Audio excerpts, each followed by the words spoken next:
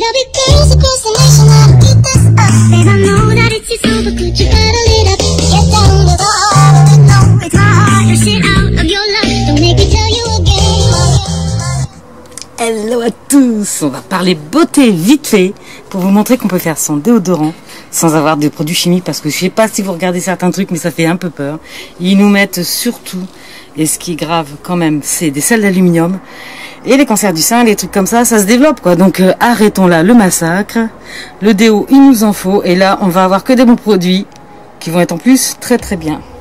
Donc il faut juste de l'huile de coco, du bicarbonate et de la fécule de maïs avec quelques gouttes essentielles pour sentir bon, tout simplement. Alors l'huile de coco, pourquoi? Parce que elle enlève les microbes, les trucs comme ça, vous voyez. Le bicarbonate, lui c'est pareil, il assainit, et la fécule, elle va tout simplement absorber. Et ça, c'est pour le parfum. Donc c'est simple, tu mets une cuillère à soupe qui était solide, qui a fondu, regardez, ça fond tout seul au soleil, très pratique ici le soleil. Voilà, sinon ça se présente comme ça. Une cuillère d'huile de coco, on met une cuillère de bicarbonate,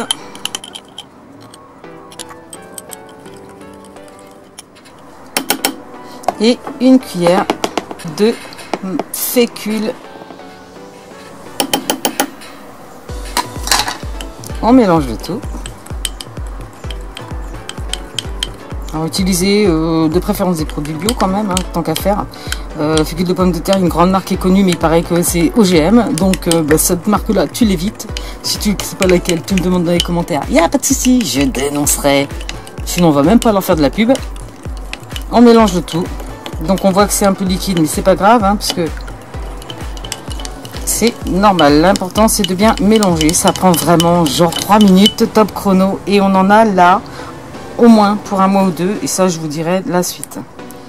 Et ensuite on met des huiles essentielles. Alors là j'ai géranium, ouais, ça sent bon. Alors moi je mets 8 gouttes, mais tu mets les gouttes que tu veux. 8 gouttes c'est la bonne moyenne, il me semble, pour avoir une bonne odeur, mais ça soit pas trop non plus. On mélange tout.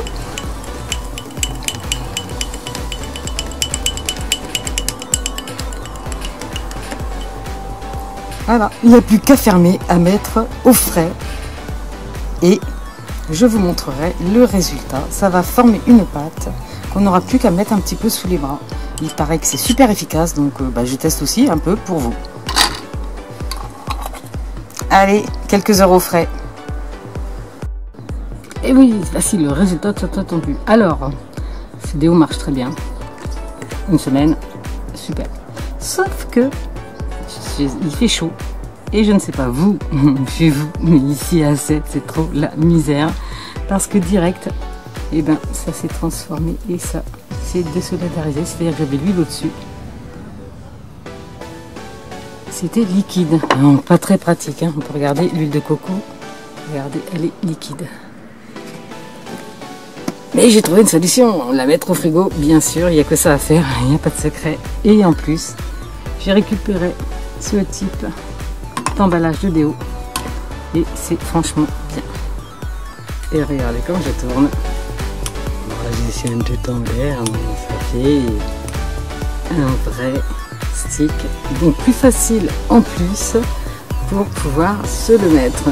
Et franchement très bien. Bon, sauf que la vite je vais rentrer le mettre au frais, parce que pour l'instant ici l'été c'est pas possible, ça fond, ça va pas.